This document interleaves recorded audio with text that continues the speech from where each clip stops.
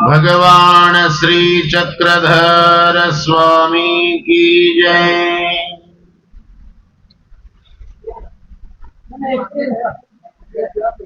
परब्रह्म परमेश्वर भगवान श्री कृष्ण अवतार भगवान श्री कृष्णांच्या मुखारविंदामधून सुंदर असं हे निरूपण आपण दत्तात्रय प्रभूंच्या चरित्राचं आणि दत्तात्रय प्रभूंच्या तत्वज्ञानाचं आपण इथे श्रवण करत आहोत।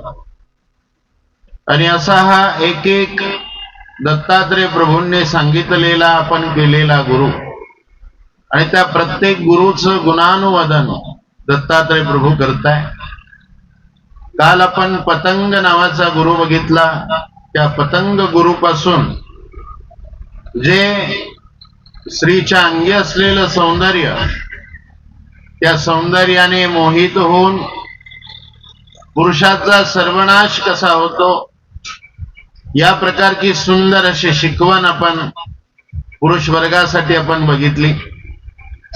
गजगुरु या ठिकाणी बघितला। त्या गजगुरु पासून दत्तात्रय प्रभूंनी की श्री संघ हा केल्यामुळे कशा प्रकारे आपल्याला मृत्यूच्या दारी जावं लागतं, म्हणून पुरुषाने स्त्रीचे दर्शन, संभाषण, स्पर्शन हे या ठिकाणी केलंस तर या ठिकाणी त्या जीवाला धर्महानी होते। आणि परमेश्वर साधकाने मीन नावाचा जो गुरु बघितला म्हणजे मासा, हा मासा आपल्याला हे शिकवतो की रस सेवना म्हणजे आपल्या जिभेचे चोचले पुरवण्याकरता आपण जर प्रयत्न केला आणि आपल्या हृदयात जर लोभ निर्माण केला तर त्यापासूनही आपल्याला मृत्यूला शरण जावं लागतं। म्हणून जिभेला आपण जास्त, इंद्रियांना जास्त न लाडवता, त्यांना प्रेम न जादा देता आपण आपल्या संयमीत आपले इंद्रिय ठेवणं अत्यंत आवश्यक आहे। मग अशा प्रकारचा हा आतापर्यंत सांगितलेले जे दत्तात्रय प्रभूंनी जे गुरु, त्या गुरुमध्ये आता आपण बघणार आहोत 16 गुरु आपण या ठिकाणी आतापर्यंत बघितले। आता पुढे बघणार आहोत पिंगळा नावाचा एक स्त्री आहे। ही पिंगळा नावाची स्त्री म्हणजेच वेश्या असलेली ही गणिका, हठयोगिनी असलेली ही, आणि तिचा कोण्या प्रकारे गुण भगवान श्री दत्तात्रय प्रभूंनी घेतलेला आहे। पिंगळा वेश्येपासून अनुताप, कोणता अनुताप नंतर विषय भोगाचा संपूर्ण त्याग आणि ईश्वराला पूर्णतः आपलं जीवन समर्पित करण्याचा तिची श्रद्धा, तिचं कृत्य हे दत्तात्रय प्रभूंना ते तिच्यामधलं आवडलेलं आहे। आता या वेश्येमधलं दत्तात्रय प्रभूंना कोणता गुण आवडला हो तुम्हाला मी आता सांगितलेला आहे। आता बघूया त्या पिंगळा वेश्येचा जो अनुताप, पिंगळा वेश्येला अनुताप निर्माण झाला। काय निर्माण झाला? अनुताप म्हणजे पश्चाताप निर्माण झालेला, तो दत्तात्रय प्रभूंना तो आवडलेला आहे। आणि विषय भोगनेचा तिचा संपूर्ण जो त्याग आहे, वेश्या ही कार्य विषय वासनेची करते, तिला कोण्याही प्रकारे देहाची वासना नसते। वेश्या कधीही जो व्यवसाय करते ती केवळ धनासाठी करते। कशासाठी? पैशासाठी करते, देहासाठी करत नाही किंवा देहाच्या वासनापूर्तीसाठी करत नाही। म्हणून ती धनासाठी करणारी ही जी वेश्या असते त्यामध्ये पिंगळा नावाच्या वेश्येचा जो तिच्या जीवनामध्ये जो अनुताप तिला निर्माण झाला, पश्चाताप निर्माण झाला, तो पश्चाताप भगवंताला तो आवडलेला आहे। आणि दुसरी या ठिकाणी विषय, दुसरा मुद्दा तिचा आवडता कोणता आहे की तिने विषय वासनेचा त्याग केला। कशाचा? विषय वासनेचा त्याग केला आणि त्यानंतर ईश्वराला त्याग केल्यानंतर पूर्ण आपलं काय केलं तिनं? आपल्या देहाचं समर्पण केलं. हे परमेश्वराला तिचं काय आवडलं? तिचं समर्पण आवडलं. आता हा गुण या ठिकाणी आपण बघणार आहोत. ऐकिये शिरोमणी पिंगळा म्हणिपे सामान्य रमणी, ते विदेयाचा पटणी पूर्वी असती झाली. हे राजाधिराज, यदू राजाला दत्तात्रय प्रभू सांगतात, राजा पूर्वी मी जनकाची, पूर्वी जनक राजा होता की नाही, जनकाची राजधानी मिथिला नगरी. कोणती नगरी? मिथिला नगरी. या मिथिला नगरीमध्ये पिंगळा म्हणिपे सामान्य रमणी, त्या पूर्ण नगरीमध्ये ही पिंगळा नावाची वेश्या राहत होती. काय नावाची? पिंगळा नावाची एक वेश्या म्हणजे सामान्य स्त्री ती राहत होती. तिये जवळा मी काही एक शिकिला, ते ऐके भूपाळा अवधान देऊनी. मी त्यापासून काय शिकलो? त्या स्त्रीपासून ते मी या ठिकाणी व्यवस्थित तुला सांगतो आहे, तू श्रवण कर. मग भगवान श्री कृष्ण, भगवान श्री दत्तात्रय प्रभू सांगतात की आपला उपभोग घेणाऱ्या सदन पुरुषाच्या आशेमुळे जीवाची काय होत असते? तगमग होत असते, विषय वासना भोगण्याकरता. मग त्यावेळेला दत्तात्रय प्रभू सांगू लागले, एक वेळ ते पन्यंगना कांताची कामना, करुणी शृंगार रचना वैसली बाळनेसी. सुंदर सतीनं आपला शृंगार केला, आपल्या शरीराचा काय केला? शृंगार केला. इतका सुंदर शृंगार केला की शृंगार केल्यानंतर संपूर्ण शरीर पूर्ण नटवलं, केस वगैरे पूर्ण या ठिकाणी तिनं विचारले, भांगावर सुंदरपैकी या ठिकाणी गजरा घातला, विविध सुगंधी पदार्थ अंगावर तिने या ठिकाणी घातले आणि अशा प्रकारची या ठिकाणी ती सजून मढून सुंदर प्रकारे तिकडे बसली आहे. विषयाची तिला या ठिकाणी आता काही अपेक्षा नाही आहे. एवढं सजवते ना ती आपल्या शरीराला, अपेक्षा तिला द्रव्याची नाही.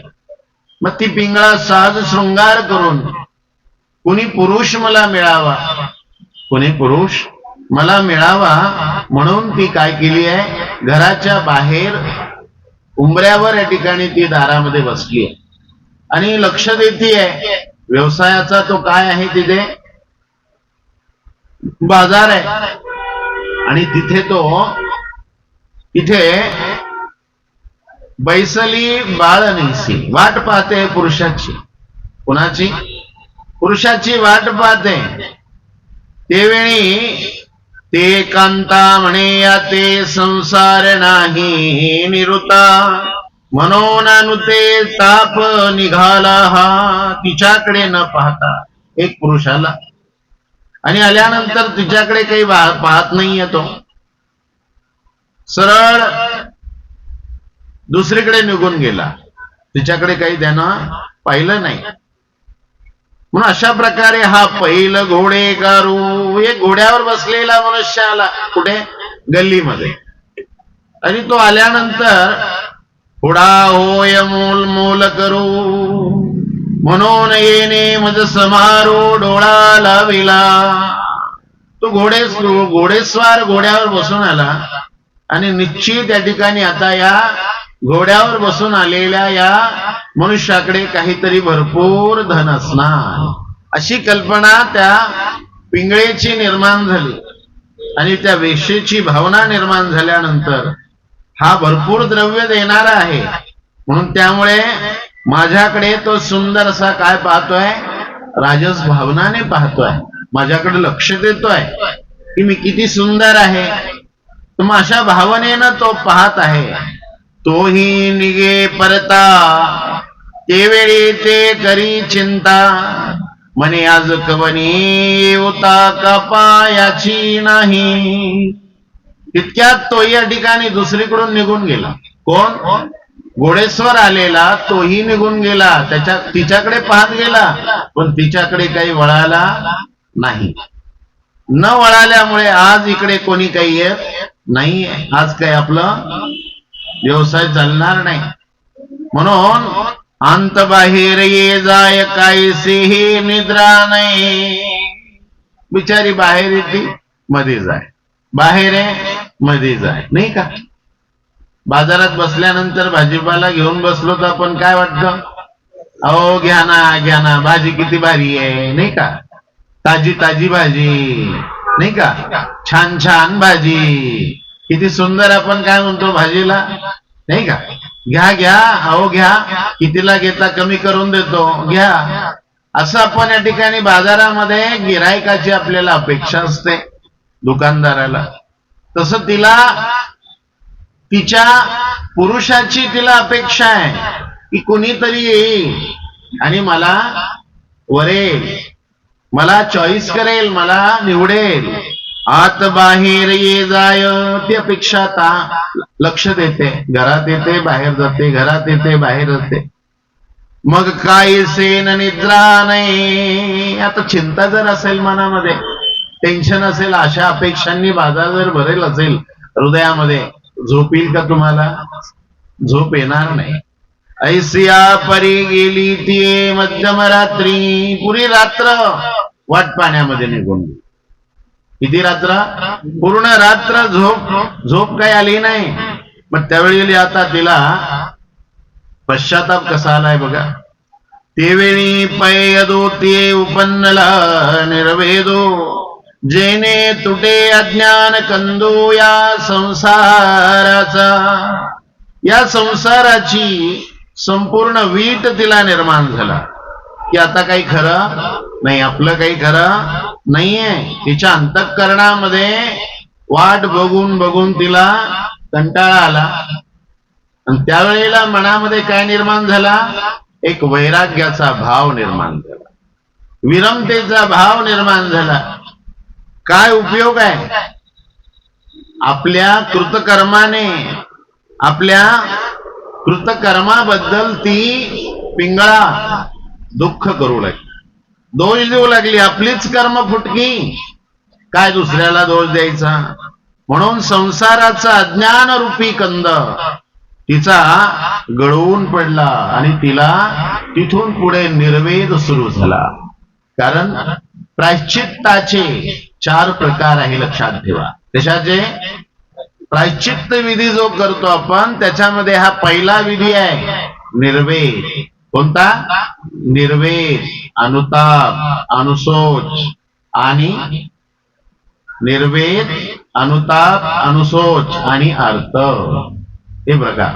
अर्थ प्रथम या ठिकाणी जीवाजवळ असणं गरजेचं आहे. कोणती? अर्थ. अर्थ म्हणजे आवडी तयार होणं. काय होणं? आवडी. मग या 4ही प्रकारामध्ये अनुताप, अनुशोच, निर्वेद आणि अर्थ, या 4ही प्रकारामध्ये त्या पिंगळेला काय निर्माण झालाय? निर्वेद निर्माण झाला. मी केलं, काही उपयोग झाला नाही. झालेल्या याच्यावर पश्चाताप करणं म्हणजेच निर्वेद निर्माण. काय निर्माण होणं? निर्वेद. म्हणून 3 प्रकार आहे: वर्तमानाची कर्म, भविष्यकाळाची कर्म आणि वर्तमाना स्थितीतील कर्म. हे तिन्ही कर्म जेव्हा आपल्याकडून निर्माण होतात, काय होतात? आपल्याकडून जेव्हा निर्माण होतात, भूतकाळ म्हणजे पहिला काळ म्हणजे पाप घडून गेले आपल्याकडून. काय घडून गेले?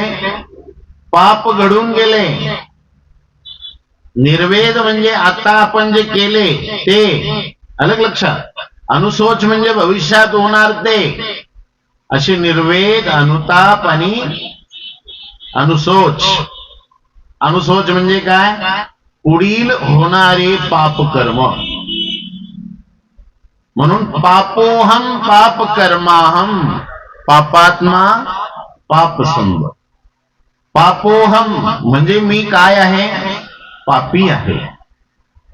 पापोहम पाप कर्माहम, माझी कोणतीही कर्म ही पापीच आहे. कशी आहे? पापीच आहे. पापात्मा, माझा आत्मा पापी आहे. म्हणून पापी आत्मा असल्यामुळे पाप संभवा, कधीही माझ्याकडून पाप होण्याची शक्यता आहे. असा या श्लोकाचा अर्थ. आणि हा श्लोक व्यासांनी सांगितलेला श्लोक आहे, व्यास मुनी. आणि या श्लोकामध्ये आपण पापी आहोत असे या ठिकाणी संबोधलेलं आहे. आणि पाप भविष्यात होणार, मागेही झालं. हे तिन्ही अनुताप, अनुशोच आणि अर्थ हे आणि निर्वेद, हे तिन्ही प्रकार या ठिकाणी आपले वर्तमानाची कर्म, भविष्याची कर्म आणि भूतकाळाची कर्म, हे तिन्ही कर्माची पाप आपल्याजवळ असतात. भविष्यात होणार आहे की नाही? भविष्यात होणारे पाप तेही भगवंता होऊ देऊ नको. मागे झाले तेही भगवंता नासव. आणि आता होणार ना, आता जे मी केले ना आज दिवसभराचे, तेही नासव. हे तिन्ही प्रकारचे पाप आपल्याकडून होत असतात. त्यापैकी आता जी केलेली जी कर्म आहे त्या कर्माला काय म्हणायचं? निर्वेद. आलं का लक्षात? अनुताप म्हणजे झालेली माझी मागची कर्म. मागची म्हणजे आजच्या दिवसाच्या मागे झालेले जे माझी जी कर्म आहे, अनंत जन्माची असतील, जन्मापासून 12 वर्षानंतर जी पाप कर्म केली ती जन्माला आल्यानंतर 12 वर्षापर्यंत माफ असतं. 12 वर्षाच्या पुढे जे गणित केल्या जातं पापाचं, त्याच्यावर तुम्हाला नरकामध्ये भोग भोगवल्या जातो. तसा भोग भोगवल्या जात नाही. म्हणून या गोष्टी लक्षात घ्या. भगवान श्री दत्तात्रय प्रभू सांगतात की त्याला निर्वेद निर्माण झाला. तिला काय निर्माण झाला? निर्वेद. म्हणून ती म्हणे मी ती पिंगळा, मज कैसा पडेला मोहाचा उधाळा, जो आनंदाचा पुतळा कांत मी करीच ना. तिला असा पश्चाताप आला, तिला अशा प्रकारचा निर्वेद निर्माण झाला की माझ्या नजरेमध्ये मोहाचा मंत्रभारित माझी नजर आहे ना, पूर्णपणे मोहामध्ये भरलेली होती. कशामध्ये? मोहाने. आणि मोहाने भरल्यामुळे मोह कसा काय निर्माण झाला मला तेच कळालं नाही. मी कशी काय त्या मोहाला वश झाली. कोण म्हणे? पिंगळा. मोहरूपी मांत्रिकाचा उधळा माझ्या डोळ्यात कसा निर्माण झाला, कसा काय गेला, मी मोहाच्या अधीन का झाले. आणि तोही परब्रह्म परमेश्वर आनंदाचा पुतळा, परमेश्वराला पती करण्याचं सोडून हा मोह माझ्या डोळ्यात गेला कसा, बुद्धीमध्ये शिरला कसा, अशी प्रश्न मनामध्ये तर करू लागली. त्या परब्रह्म परमेश्वराला पती करण्याचं सोडून या मानवाला मी पती का केलं. जेने सुख सुखिये बळबळिये ज्ञानदानिये दयास्तव. ज्याच्याजवळ सुखाचा सागर आहे. काय आहे? ज्या पतीजवळ सुखाचं सागर आहे, लागल तेवढी सुख त्या सागरात भरलेली आहे. असा परब्रह्म परमेश्वर दत्तात्रय प्रभू, त्याला गुरु न करता, त्याला आपण पती न करता, बळबळी लागल तेवढं बळांचं बळ ज्याच्या जवळ आहे असा परमेश्वर, अशा परमेश्वराला मी पती वरलं नाही. आणि अशा सुख भोगण्याची पात्रता परमेश्वरामुळे त्या ठिकाणी जीवाजवळ प्राप्त होत असते. म्हणून हे भगवंताचं सुख आहे. आपल्या या क्षणिक सुखापेक्षा मी त्या चिरंतर सुखाची अपेक्षा केली असती तर मला किती लाभ त्याचा झाला असता. असा पश्चाताप कोण्या स्त्रीला येतो का हो कलियुगात? येतो. हा पश्चाताप एका स्त्रीला, एका पुरुषाला या विषय वासनेपासून मनुष्याला निर्माण झाला पाहिजे. या पश्चातापाशिवाय वीट आल्याशिवाय परमेश्वराची सुंदर मूर्ती हृदयात कधीच बसणार नाही. आपली ही जीवाची सुंदर मूर्ती पतीने पत्नीची मांडली आहे आणि पत्नीने पतीची मांडली आहे हृदयामध्ये. हे लक्षात घ्या. ती जोपर्यंत आपण काढत नाही ना तोपर्यंत अनंत हृदयात कधी सामावत नाही. हे लक्षात घ्या. बिडारावर बिडार राहतं का? हा, बिडारावर बिडार असतं का? राहील नाही राहणार. एक विचार जर तुमचा संसाराचा अनेक सामाये तेथ अनंत न सामाये. परमेश्वर कसा आहे? अनंत आहे. तो कधीही सामावू शकत नाही. लक्षात घ्या.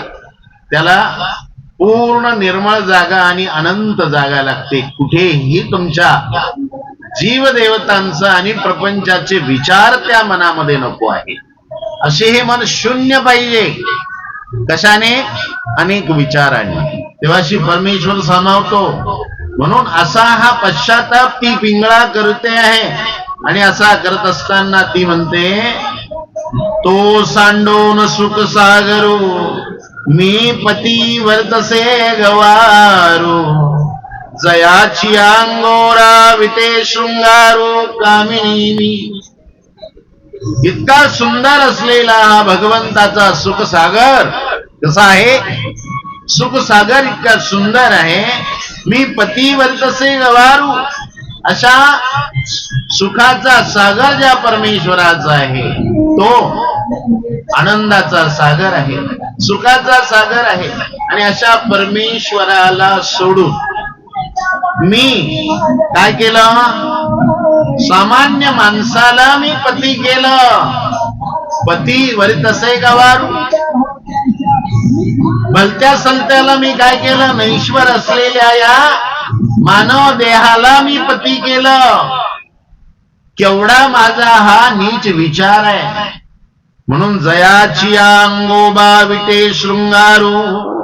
असा हा शृंगार मी का केला असेल या लोकांसाठी? अहो, मी परमेश्वरासाठी जर शृंगार केला असेल तर परमेश्वराला काहीतरी त्याचं वाटलं असेल. पण या मनुष्याला काय वाटणार आहे? त्याच्या सौंदर्याच्या भ्रमाने मी पती म्हणून या नाशिवंत पतीला वरत बसले. असा केवढा मूर्खपणा माझ्या जीवनात मी केला. अहो, पश्चाताप करत असताना, प्रायश्चित्त करताना पिंगळा खळखळा रडू येत आहे तिला. आणि ती भगवंताला हे व्यक्त करते झालेले गुन्हे. हे लक्षात घ्या. जेव्हा आपण परवा प्रायश्चित्त करू ना, त्या प्रायश्चित्तामध्ये खळखळून आपण केलेले मागील पापकर्म ते आठवू आपण भगवंताला आपण दोष व्यक्त केले पाहिजे. मी कुणाला पती केलं? मी कुणाला पत्नी केलं? मी कुणाला सांभाळलं? मी कोणाची सेवा केली? या जनावरांची, या जनावरांची, या मनुष्याची, या जीवदेवतांची, या नैश्वर असलेल्या प्रपंचाची सेवा मी केली. करून काय फायदा? वरतून म्हणार काय केलं तुम्ही माझ्यासाठी? येऊन जाऊन शून्य सगळं. म्हणून काही त्याचा अर्थ नाही. पश्चातापामध्ये हा भाव आपला प्रगट झाला पाहिजे. म्हणून पुढे या ठिकाणी पुरुष शरीराची ही सुंदर अशी किळसवाणेपणा वर्णन केलाय बघा दत्तात्रय प्रभूंनी. काय म्हणता तो प्रभू? ती म्हणते, काय म्हणते बघा, हाडाची मोळी कांत म्हणून पोटळी बाप विषयाची भुली काही एक न कळी. चेतन विषयाची ही निर्वित्सना मी करीत ती या ठिकाणी म्हणते आहे बघा. हाडा मासाचा हा काय आहे? हाडा मासाच्या मोळीचा हा काय आहे? हा मालक आहे. कोण आहे? हाडा मासाचा मोळीचा हा मालक आहे. आणि त्याला मी हाडा मासाच्या या मोळीला म्हणजे या देहाला मी आलिंगन देत बसले. काय देत बसले? मी आलिंगन देत बसले. धन्य आहे या विषयाची भुली. अज्ञान ज्ञानाने किती भयानक आहे ही, का जीवाला काय एक करायला लावते ही अज्ञान. म्हणून पुढे या ठिकाणी सांगतात, हे सर्व रोगाचे भांडवल दुर्गंधीचे प्रथम स्थळ. ज्याला आपण गोड सुखासाठी जवळ करतो, जवळ घेतो,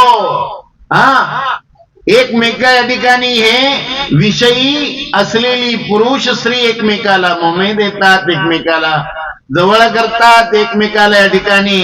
आणि हे कशाचं शरीर आहे हो? हे सर्व रोगाचे घर आहे. काय आहे? सर्व रोगांनी भरलेले भांडवल आहे. हे रोगाचं स्थान आहे. दुर्गंधीचे प्रथम स्थळ. दुर्गंध भरलेला आहे सारा शरीरामध्ये आपल्या. त्याला आपण या ठिकाणी एकमेकाला समर्पण करतो. केवढा या ठिकाणी हा विषयाचा संभोगपणा हा जीव त्यामध्ये सुख मानतो. लोमचे बांबळ पाललेलं हे शरीराचे सर्व हे रोगस्थान आहे, रोगाचे भांडवल आहे. यासारखी दुसरी वस्तू दुर्गंधी होतीये कोणती? सांगा तुम्ही मला. सर्वात जास्तीत जास्त मानव शरीर एवढं दुर्गंधीने भरलेलं आहे. त्याची आपण किळस न करता त्याचं आपण आवड करतो की नाही? त्याला चॉईस करतो आपण. त्याच्याशी आपण एवढं एकाग्र होतो. या मातीमोल शरीराला लागल तेवढं, महारोगाच्या स्थानाला लागल तेवढी रोग दुर्गंधी भरलेली, त्याला आपण वेगवेगळ्या प्रकारच्या क्रीम आणून, वेगवेगळ्या प्रकारचे अनेक साधने सामग्री आणून आपण त्याला घडवतो, मडवतो. काय करतो त्याला आपण? काय करतो? लागल तेवढे केस आपण या ठिकाणी वेगवेगळ्या पद्धतीने गोदरेज लावून, अमकं लावून, धमकं लावून, काळं लावून आपण या ठिकाणी त्याला रंगवत असतो. त्याचा खरेपणा लपवतो शरीराचा. शरीराला झळकवतो आपण वेगवेगळी साधनं. डोळ्याला वेगळं, कानाला वेगळं, पायाला वेगळं, सगळं धुण्यासाठी वेगवेगळी साधनं, रंगवण्यासाठी वेगवेगळी साधनं. डोळ्याला वेगळी क्रीम, कानाला वेगळी क्रीम, गालाला वेगळी क्रीम. एवढी घडवतो कशासाठी हो? या तारुण्याच्या या सौंदर्याला खुलण्यासाठी. 4 दिवसानं ते माती मोल म्हातार या ठिकाणी शरीर बनणार, सुरकुती पडणार. विचार करा, हे काही क्षणाचं हे शरीर आहे आणि सर्व रोगाचं भांडवल आहे. कशाचं आहे? रोगाचं भांडवल आहे. दुर्गंधीचे काय आहे? हे शरीर दुर्गंधीचं संपूर्ण भरलेलं एक भांड आहे. हे लक्षात घ्या. काय आहे? भांड आहे. आला आला प्राणी जन्मला, मोहमाये मध्ये गुंतला, विषयाने झाला तो पिसा, नाही देहाचा रे वरवसा. पिसा झालेला आहे. हा किती वेडा झालेला आहे. कशासाठी? विचार करा ना. या शरीरासाठी. म्हणून एक सुंदर एक कवी म्हणतात बाबा आमचे नागराज बाबा, नको करू शृंगार, देह हा मातीला जाना, ही मातीची काया अंती मातीला जाना. ही कमवलं मग तिथल्या तेदात राहणार आहे, माती मोल होणार आहे. हे लक्षात घ्या. कुठेही या ठिकाणी तुम्हाला नेणं नाहीये. म्हणून भगवान श्री दत्तात्रय प्रभूंच्या या अमृतवाणीला आपण हृदयात ठेवलं पाहिजे. म्हणून आमचे बाबाजी म्हणतात की शेवटी काही नाही आहे. कैवल्यवासी आमचे नागराज बाबा म्हणतात, धरा प्रेम मणी भूतमात्रांचे, दया हृदयी ठेवा, अनित्य हा संसार मानवा, प्रेम नित्य ठेवा, दया प्रेम नित्य ठेवा. नित्य ठेवा प्रेम. काय नित्य ठेवा? प्रेम हे नित्य ठेवा. हे लक्षात घ्या. अनित्य हा नैश्वर आहे सारा संसार, सारा प्रपंच नैश्वर आहे. आणि असा नैश्वर संसार, या नैश्वर संसाराला आपण नीट लक्ष घेतलं पाहिजे. म्हणून भगवान श्री दत्तात्रय प्रभू म्हणतात, सावध व्हा, हे शरीर सर्व मळमूत्राचे भांडे आहे. कशाचे भांडे? मळमूत्राचे भांडे. टाकून टाकून निडे, शिव शिव याचे न पाडे आणि कश्मळ नाही. गाडी थांबली का गेली? थांबली. अजून सूचना द्या. प्रवचनाचा कार्यक्रम चालू आहे म्हणायचं, बंद करा. धार्मिकच आहे. देव काय असं मोठ्या ध्वनी करून देव येत नसतो. सूचना द्या, त्यांना माहिती नाही. तसा हा भगवंताचा या ठिकाणी विचार लक्षात घ्या की दत्तात्रय प्रभू आपल्याला सांगतात की मळमूत्राचे काय? हे शरीर मळमूत्राचे भांडवल आहे आणि अनेक प्रकारचे हे भांडे ठाको नये ते निडे, शिव शिव याचे पाडे अनेक कश्मळ नाही. त्याच्याशिवाय घाण, त्याच्याशिवाय अशुद्ध या शरीरासारखं दुसरं काही नाही आहे. अरे अरे, यासारखे घाणेरडे कश्मळ सारे घाण भरलेले असं हे शरीर मी माझ्या जवळ केले. मी त्याला कधी दूर करण्याचा प्रयत्न केला नाही. असा हा पिंगळा अगदी वीट करते, त्याचा काय करते आणि त्यावरती त्याग करते, त्या गोष्टीचा सर्वस्वाचा त्याग करते. नको हे शरीर. काय आहे? नको हे शरीर. क्षणभराचं सुख काल परवा सांगितलं की नाही? क्षणिक सुखासाठी आपुल्या कुणी होतो नीती भ्रष्ट. कोणासाठी होतो? क्षणिक सुखासाठी. आपलं क्षण जे मिनिटाचं काही क्षणाचं जे सुख आहे त्या क्षणासाठी, त्या क्षणाच्या सुखासाठी बुद्धिभ्रम फिरतो हा याचा. बुद्धी रिकामी होते, निकामी होते, डोळी आंधळी होतात आणि काही जवळ करतो हा. एवढा आपण म्हातारपण होता तरी आपलं विषयाचं पिस पण जात नाही. जात का? तरी हा नवऱ्याला सोडत नाही, तरी हा बायकोला सोडत नाही, संसाराला सोडत नाही, घरदार सोडून जात नाही. अरे ही माया ममता सोड आता, हा संसार सारा सोड आता. हा संसार सोडला पाहिजे. अहो एवढा चिकट आहे हा, काय सांगू तुम्हाला जीवात्मा. एवढा चिकट आहे, एवढा चिकट आहे. धड गेलं तरी चालल, दात गेले तरी चालल, डोळे गेले तरी चालल, काय ते वारं आलं तरी चालल, गुडघे गेले तरी चालल, पण घराला सोडायचं नाही. कशाला? एवढा चिकट आहे हा वज्र कीटकासारखा. रक्त पितो तो, रक्त. माहितीये का? वज्र कीटक असतो ना, तो एकदा बिलगला शरीराला का तो आतलं रक्त पितो आणि रक्त प्यायलाय ना, सांडशीनी तोडलं, बाहेर काढण्याचा प्रयत्न पकडीनं धरलं, ओढलं ना, अर्ध शरीर तुटतं त्याचं, पण बाहेर येत नाही. ते रक्त प्यायचं सोडत नाही. तसा संसारी माणूस आहे, हे लक्षात ठेवा. 100 वेळा नाही, 1000 वेळा जरी बाबा लोक म्हणले तर ते त्यांना काय काम आहे नाही का? उठून सुटून त्यांना हेच काम. घ्या संन्यास, घ्या उपदेश, चला आश्रमात. अरे बाबा, तुम्हाला कशासाठी सांगतात ते?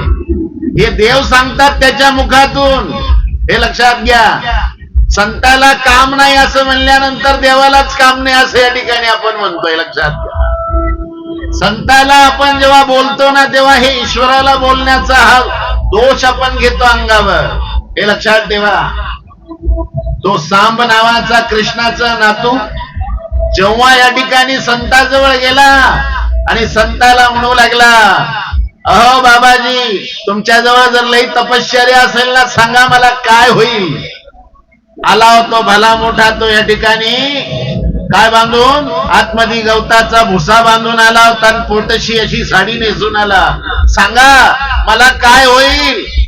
गरोदर बाईचं सोंग घेऊन आला.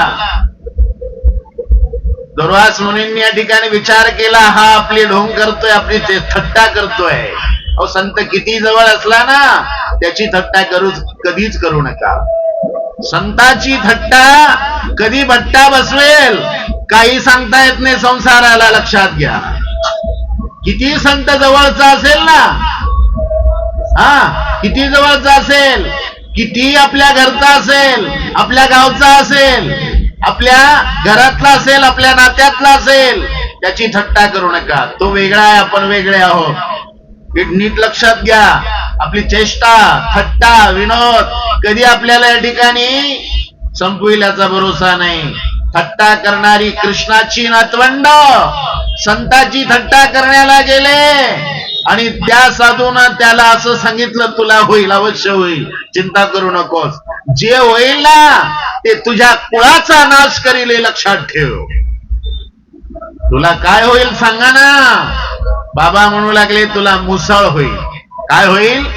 मुसळ होईल. मुसळ झालं. त्या सांबाला काय झालं, साडी काढली आणि बस ती भुसा होता ना गवताचा, तो मुसळामध्ये रूपांतर झाला. तो मुसळ बाहेर पडला, त्या मुसळाचा चुरा केला. भगवंतापुढे सारी कहाणी सांगितली. कृष्ण भगवंतापुढे कृष्ण म्हणू लागले, याला काही ठेवू नका, तुम्ही लवकरात लवकर याचा चुरा करा, समुद्रात टाकून द्या. काय हे मुसळ कुठेही तुम्ही वापरू नका, नाहीतर हे मुसळ आहे ना तुम्हा सर्व यादवांच्या परिवाराला संपवण्याला कारणीभूत ठरेल. शाप आहे तो, मागे येणारा शाप नाहीये, तोही एका महान तपस्व्याचा शाप आहे, हे लक्षात घ्या. साधू कधी आतून तळमळून तुम्हाला शाप देईल भरोसा नाही. पूर्वी समोर सांगून दरोडे टाकत गेल्या जात होते, लक्षात घ्या. दरोडेखोर आहे ना, गावात येऊन सांगून दरोडा टाकत असत. ज्या घरी दरोडा टाकायचा त्या घरी पहिली दवंडी पिटवल्या जायची, या घरी आम्ही दरोडा टाकणार आहे. सर्व सावध राहायचे. दरोडेखोर सावध असताना दरोडा टाकला जात होता. एवढे शूरवीर दरोडेखोर होते, विचार करा. हा प्रकार या ठिकाणी सांगून प्रकार केला जातो. म्हणून आपण या गोष्टी सावध राहिलं पाहिजे. आपण सावध राहिलं पाहिजे. लवकरात लवकर सावध झाले तर सर्व आपल्याला लक्षात येईल. म्हणून सावध व्हा. भगवान श्रीकृष्णांनी यादवांना सांगितलं, सावध राहा. काय राहा? तुम्ही सावध राहा. दारू पिऊ नका, दारू पिऊ नका, नशा करू नका. कृष्णाच्या सांगण्याला कोणी ऐकलं नाही.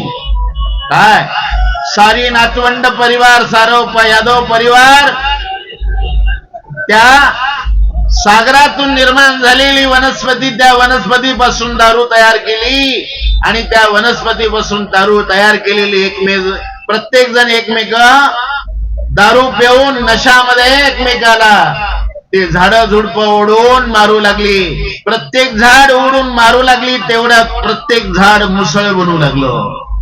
काय बनू लागलं? मुसळ बनू लागलं. एकमेकाला मुसळ मारता मारता सारा भगवान श्रीकृष्णाचा परिवार एकमेकामध्ये भांडण करून, तंटा करून, झुंजू धारा तीर्थी पडली. कोणी राहिलं नाही, कोणी राहिलं नाही. शेवटी भगवान श्रीकृष्णांच्या सुद्धा श्री चरणांना जो बाण लागला, त्या बाणाला सुद्धा मुसळाचा गण तयार करून त्या बाणकाराने तो बाण तयार केलेला होता, लक्षात घ्या. म्हणून ते मुसळ मारण्याला संपूर्ण कारणीभूत ठरलं. थट्टा करू नका. काय करू नका?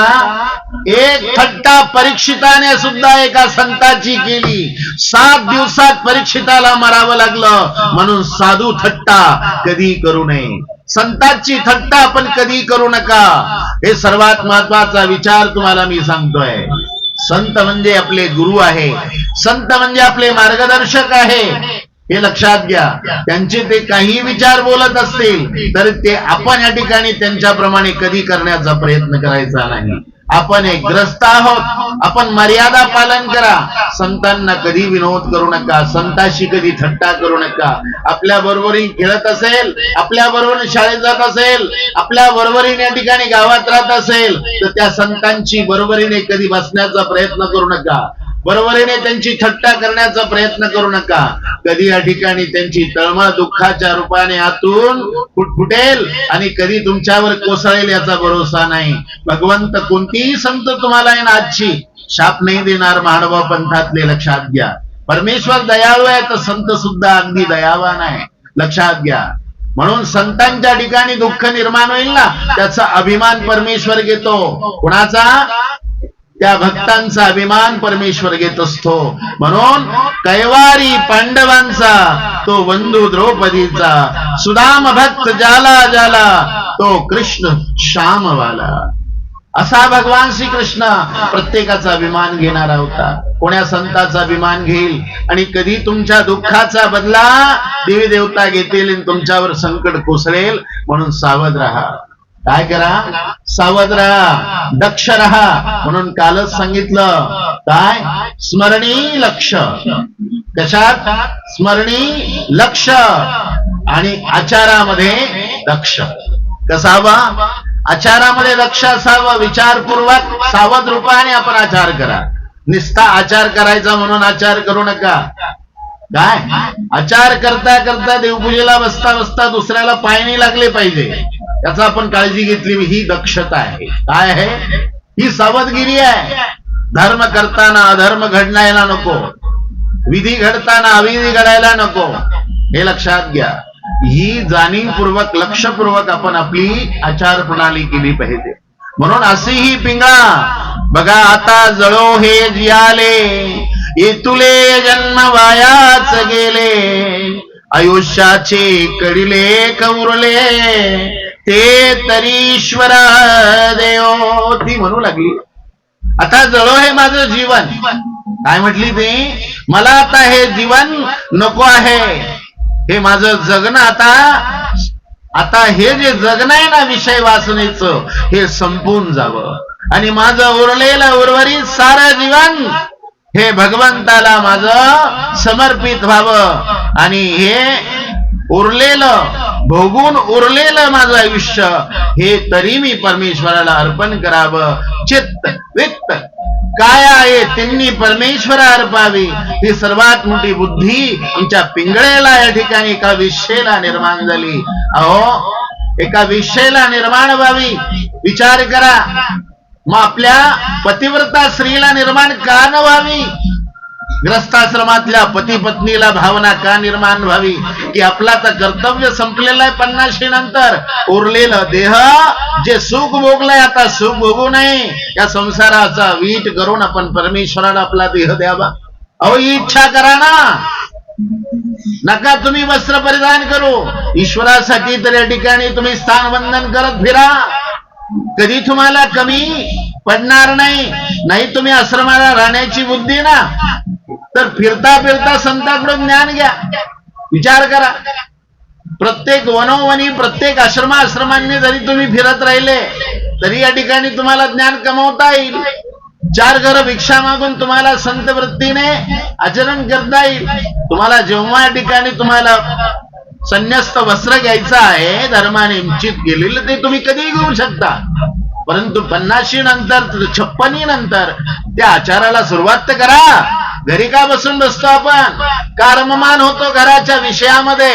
का लालसेमध्ये वासनेमध्ये का बसतो?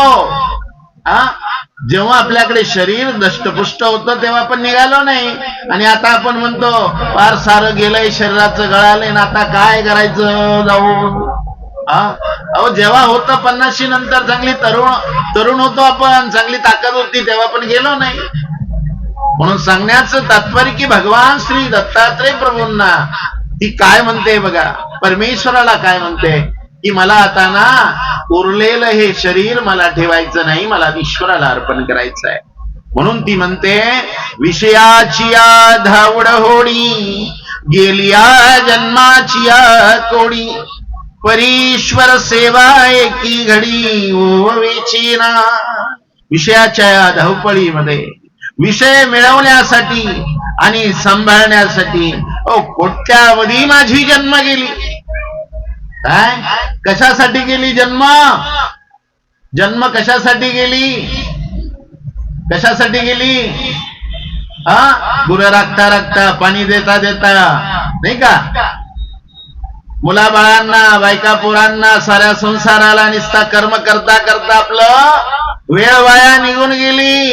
हे लक्षात घ्या. बालपणी खेळ खेळता वेळ गमाविला. कशामध्ये? बालपणी खेळ खेळता वेळ गमाविला. तरुणपणी संसाराची बेडी पायाला. संसाराची बेडी पायाला. वृद्धपणामध्ये दमा खोकला, कंप सुरू झाला. त्यामध्ये देवही अंतरला. त्यामध्ये देवही अंतरला. श्री चक्रधर नामाला फार उशीर झाला. धर्म स्वीकारण्याला फार उशीर झाला. अनुसरणाला फार उशीर झाला. संन्यासाला फार उशीर झाला, नाही का. त्यामध्ये देवही अंतरला.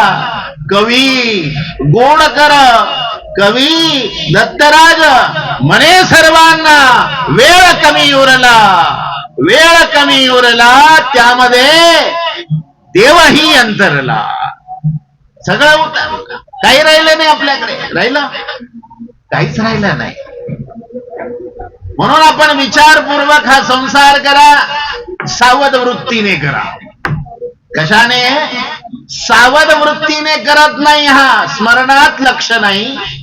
भगवंताच्या धर्म आचरणाकडे दक्ष नाही.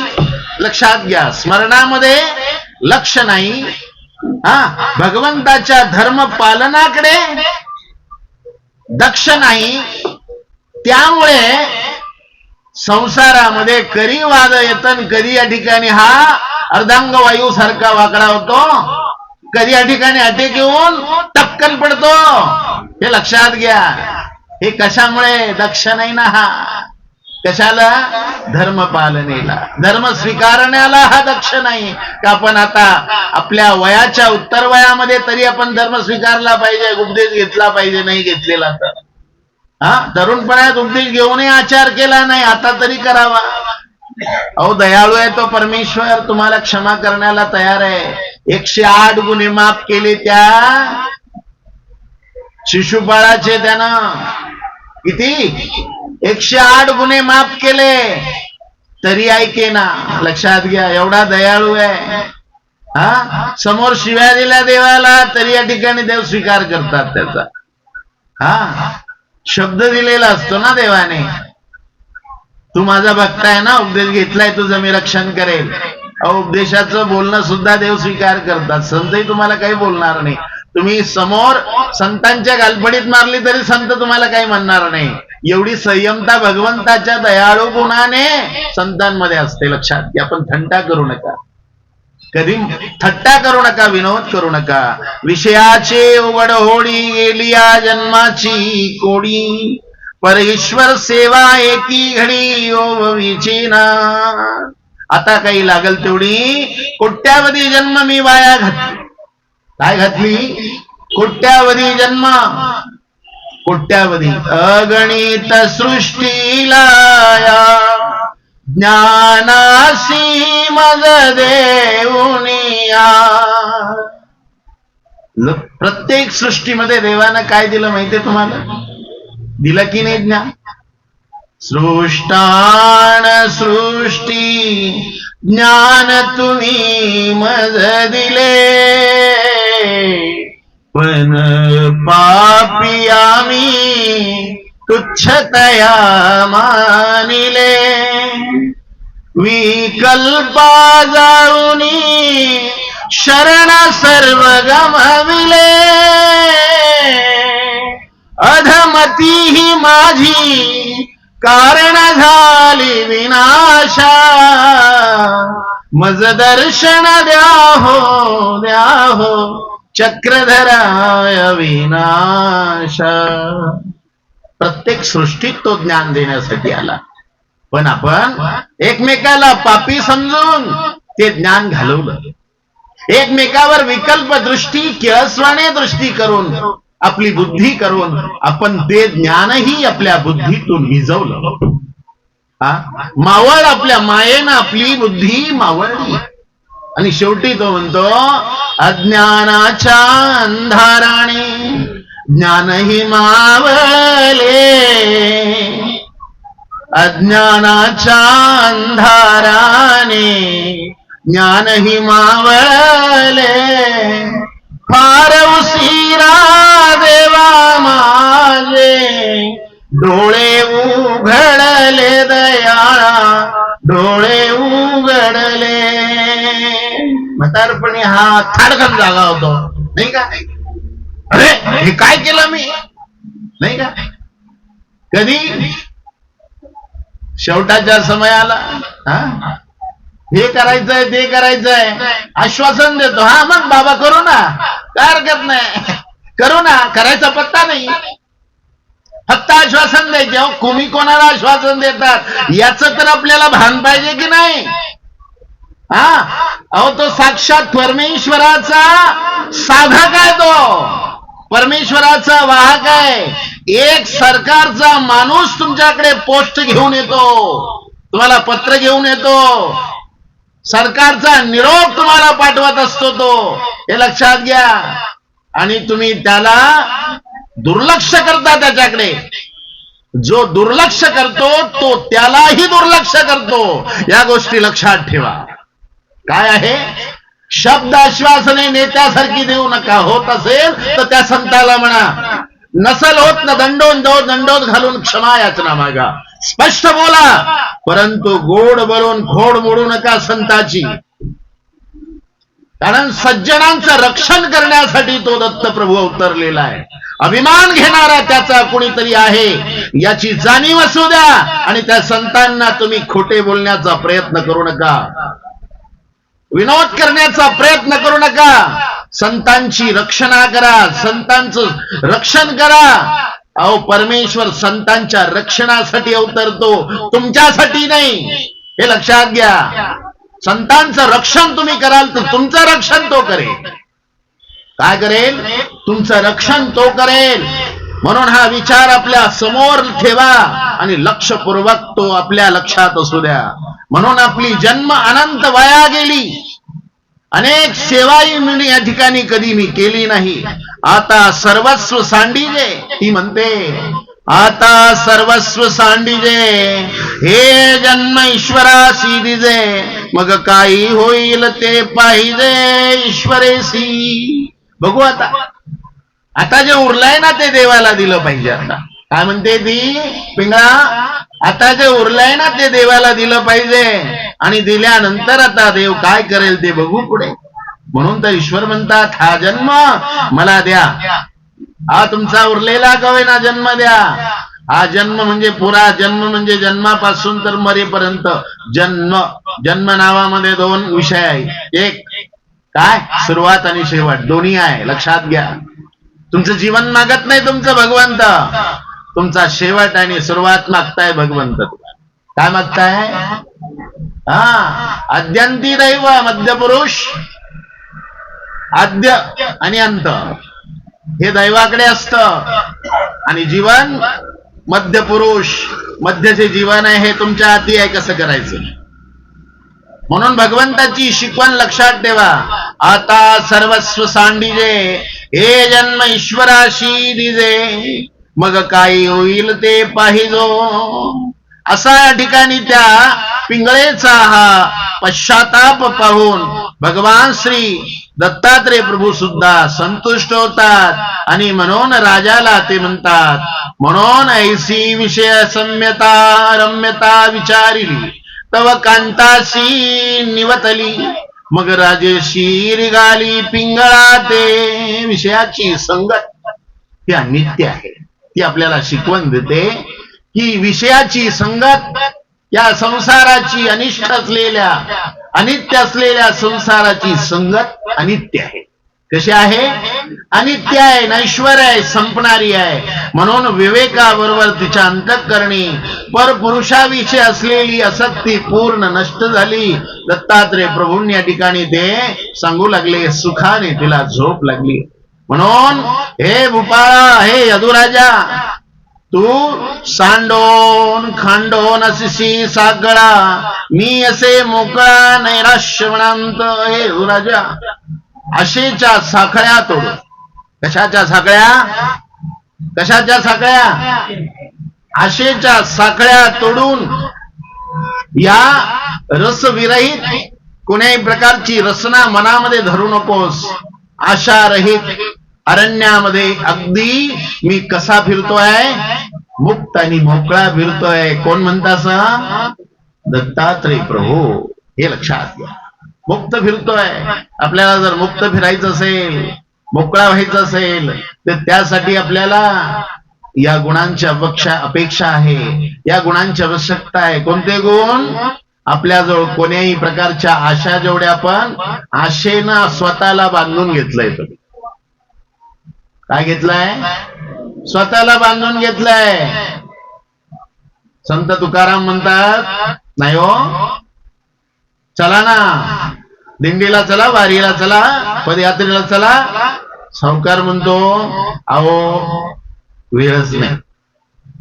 या संसाराने मला एवढं पकडलंय ना, एवढं धरून ठेवलंय या संसाराने, प्रपंचाने, तर तो मला सोडतच नाही. कोण म्हणतं? गावता सावकार. तुकाराम महाराज. तुकाराम काय करतात? संत तुकाराम, चला हो, आता यांना असं सांगून उपयोग नाही बरं का. आता ते कसे तयार करायचे ना, दुसऱ्या दिवशी केलं ना तयार तुकारामांना. कसं केलं माहितीये का? सावकार जात होता कोण्या तरी कामाला, आपले हातातले सगळे पुस्तकं घेऊन हिशोबाचे. सावकार जात होता, बाबा गेले, तुकाराम बाबा. महाराज नाही म्हणतो ना, आमचे आहे ते तुकाराम, पण आम्ही महाराज नाही म्हणणार, त्यांना आम्ही बाबा म्हणू. काय म्हणू? बाबांच्या बरोबरीचे ते, आणि त्यांची या ठिकाणी महती काय. बाबा गेले आणि एका वडाच्या झाडाला धरून ठेवलं. काय? बाबा गेले आणि वडाच्या झाडाला धरून ठेवलं. आणि सावकार जाताना ते म्हणू लागले, तुकाराम बाबा म्हणे, अरे सोड ना, सोड ना. काय म्हणे ते? तुकाराम बाबा म्हणू लागले, सोड ना. सावकाराला जवळ, अहो तुकाराम बाबा काय करताय असं? अहो म्हणे, हा झाडच मला सोडत नाही म्हणे. काय? हे झाड मला काही सोडत नाही, पक्क लावून धरलंय म्हणे. सावकार म्हणतात, अहो असं काय बोलता बाबा, चांगले पंडित आहे तुम्ही, चांगले अभंग गाता तुम्ही, सारखं देवाचं गुणगान गाता, आणि एवढे ज्ञानी असून अज्ञानासारखं. अहो त्या झाडाने तुम्हाला पकडलंय का तुम्ही पकडलंय त्या झाडाला? नीट लक्ष द्या त्यांना. त्यावेळेला या ठिकाणी सावकार असं म्हणताय, हो मला तेच म्हणायचं होतं काल. हो बाबा काय म्हणे, मला काल तेच म्हणायचं होतं. मी जसं धरलं नाही ना झाडाला, धरलं कोणी या झाडाला? मी धरलं. झाडाने धरलं का? नाही धरलं. तसं तुम्हाला सुद्धा प्रपंचाने धरलं नाही, तुम्ही धरलंय. कोणी धरलं? अहो प्रपंचाला तुम्ही धरलं, संसाराला तुम्ही धरलं, संसाराने नाही धरलं. ही माय बहिणी काय म्हणते माहितीये का? बाबा म्हणतात चला नाही यात्रेला, हे म्हणते देव बुद्धी देईल तेव्हा येईल. काय म्हणते? जेव्हा देव बुद्धी येईल ना तेव्हा येऊ आम्ही. आता देवाने बुद्धी दिली का? काय दिली तुम्हाला? पहिली जन्मताच देऊन टाकली ना तुम्हाला, त्याचा वापर करायचा आहे आपल्याला. बुद्धी द्यायचं काम ईश्वराचं संपलं जन्माला घातल्याबरोबर, याचा वापर करा. म्हणून महत्वाचा विषय या ठिकाणी हा की भगवान श्री दत्तात्रय प्रभू आपल्याला सांगतात, म्हणून बुबाळा खांडोन असीची या साखळा, शरीराच्या सर्व साखळ्या आशेच्या तुम्ही काढून टाका. काय करा? काढून टाका. त्या तुम्ही स्वतःहून बांधून घेतल्या. तुम्ही दुसऱ्याला दोष देऊ नका, दुसऱ्याकडे बोट करू नका. आम्ही अगदी गुणवान आणि अगदी कलावंत आहे बर का. या गोष्टी करण्याला. हे जे नालेला बाड आहे बरं का, हे इतकं शहाण आहे ना. जेव्हा गोवर्धन पर्वत उचलायचा ना, देवानी 5 बोटाची मजा घेतली. 5 बोटाची. हे बोट म्हणे, अहो माझ्याशिवाय कामच नाही होत म्हणे, मला घ्या तुम्ही गोवर्धन उचलायला. कोण म्हणे? हे बोट कृष्णाचं बोट बर का हे पहिलं. हे म्हणे माझ्यातली ताकद आहे, घ्या म्हणे. नाही नाही, तू कशा गुणाचा आहे ना चांगलं माहिती. तू जर असं केलं ना विषय संपला. ठेंगा. हे जर पुढं केलं ना तू, हे काही कामाचं नाही. काय हे बोट तुझं काही कामाचं नाही. त्याच्यानंतर हे बोट आहे ना, हे ठीक आहे, ते गंधाक्षता लावायला ठीक आहे, घे. पण ते दोघांना लय अभिमान आहे का प्रत्येक वेळेला मला मानपान मिळतो गंध लावायला. कुठं? पूजेच्या वेळेला. बिचारी एक गुपचूप बसेल होतं, सगळ्यात ताकदीने कमी, उंचीने कमी. देव म्हणले या सगळ्यामध्ये ना गुणवान एकच आहे, जो कमजोर त्याला मी साथ देणार. आता या 5 बोटामध्ये कमजोर कोण आहे? देवानं निवडलं कनिष्ठिका, करंगुळी. सारे बोट म्हणे यालाच का निवडलं? साऱ्यांचे गुण सांगितले, त्यामध्ये सर्वात नम्र हाय बाबा म्हण. काय हा नम्र आहे, हा कमजोर आहे, त्याला महत्व द्यायचंय मला. म्हणून देवानं करंगुळीवरती केली. अगदी छोटा पण अगदी नम्र. कसा आहे? काही अभिमान नाही. काय? काहीही अभिमान नाही. हे असं केल्यावर माहितीये ना तुम्हाला पुढे जावं लागतं. हा, याच्यासाठी याचा वापर होतो. विचार करा, म्हणजे त्याचं महत्व आहे का चांगल्या ठिकाणी? म्हणून चांगल्या ठिकाणी महत्व याला द्यावं. हा कमजोर आहे म्हणून देवानं त्याला महत्व दिलं. गोवर्धन पर्वत केवढी ताकद आहे भगवंताच्या करंगुळीमध्ये. कमजोराला साथ द्या. देवाचे मित्र आहे ना, आंधळे पांगळे बहिरे असे होते. काय? एक लोळा अंधलंगडा, एक गाई चारी तो वेडा, एक भलती कडे खूवडा, एक गाई वळी तो वेडा, वक्रती रवण धेनो चुकता, मुरणी नाद ललकारी. कृष्ण भगवंत बासरी वाजवत आहे आणि सारे आदू पंगू असलेली सारी भगवंताची मित्र जवळ आहे आणि चांगली सुदृढ असलेली वेगळ्या ठिकाणी आपलं भोजन घेऊन बसलेले गंगातीर यमुनातीर. विचार करा, हा महत्वाचा आहे. संगाती गुणाचा आहे तो. जो कमजोर आहे त्याचा संगाती आहे, जो अनाथ आहे त्याचा तो संगाती आहे. असा कोणाचाही साथी होत नाही तो. हा, जो सर्व गुण संपन्न आहे ना त्याला लय ना गमेंड. काय सांगू तुम्हाला? माझी सुंदर एवढे डोळे इतके सुंदर आहे, माझे केस इतके सुंदर आहे, माझी कान एवढे भारी आहे, माझ्या कानासारखी कानच नाही, माझ्या टोकदार नाकासारखं नाकच नाही, माझ्या पायासारखे पायच नाही. तू सपाट पायाची आहे, तू सपाट पायाचा आहे. दुसऱ्याचे नाव ठेवतो आपण नाही का? स्वतःच झाकून दुसऱ्याचं वाकून, अशी सवय आपल्याला. म्हणून कधीही कमजोराला साथ द्या. कशाला? कमजोराला साथ द्या. भगवंत असा आहे कृष्ण, असा कृष्ण बनण्याचा प्रयत्न करा. कृष्ण का थांबले संसारात माहितीये तुम्हाला? का थांबले? सारे अवतार सर्व संसार सोडून निघून गेले, पण कृष्णच संसारात राहिले. का राहिले ते सांगेल उद्या. पुढे उद्या सांगेल. उद्या ऐकण्यासाठी अवश्य हजर राहा एवढ्या गर्दीने. नाही तर आज थांबले न उद्या गायब असं होऊ नका. राहिले 2च दिवस आपले. काय पाहुण्याचे किती दिवस राहतात? 2 दिवस. 2 दिवस पाहुणा राहतो. 3ऱ्या दिवशी एडीएम सेंटरली म्हणतील बाबा 2 दिवस राहिले, आता परवा सकाळी कार्यक्रम करा, निघा. पॉकेट बिकट काय तुम्ही कार्यक्रम ठेवले, आम्ही कुठे पॉकेट देऊ? नाही का? सांगण्याचं तात्पर्य असा महत्वाचा विषय की 2 महिन्याचा हा 2 दिवसाचा कार्यक्रम या ठिकाणी आज सोन्यासारखा दिवस झाला पाहिजे. आणि शेवटचा दिवस आहे अगदी कसा झाला पाहिजे? शेवटचा दिवस गोड व्हावा, सोन्याचा दिन. कसा? सोन्याचा दिन. असे आजचा हा जवळजवळ 7वा दिवस आज या ठिकाणी संपन्न झालेला आहे. उद्या आपण नाही, आज 8वा आहे आणि उद्या 9वा या ठिकाणी आपण साजरा करणार. आणि परवा सकाळी आपण या ठिकाणी हा सांगता समारोप सकाळी इथे संपन्न करणार आहोत.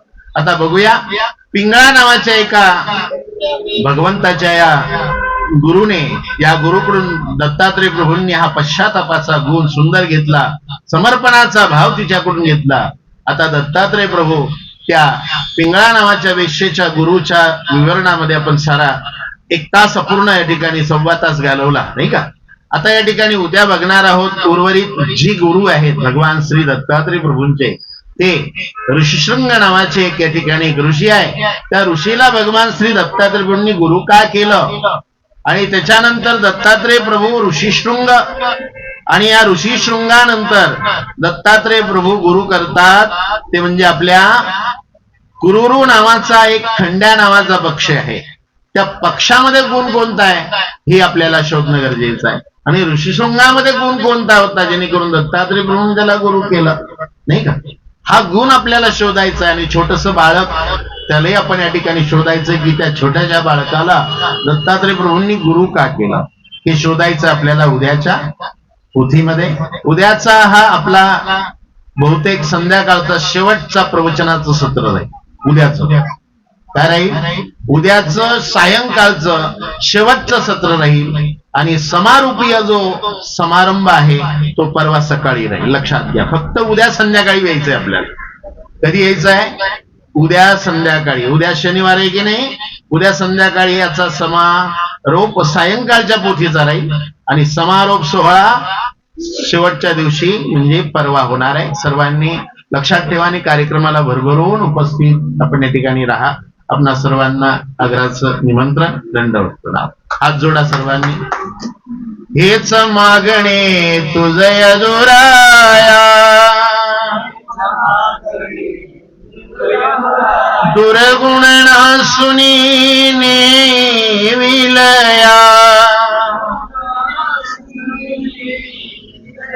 काम क्रोधानी ही मोहमाया, दूर करिया भवा, वसुदे नाम तुझे माधवा,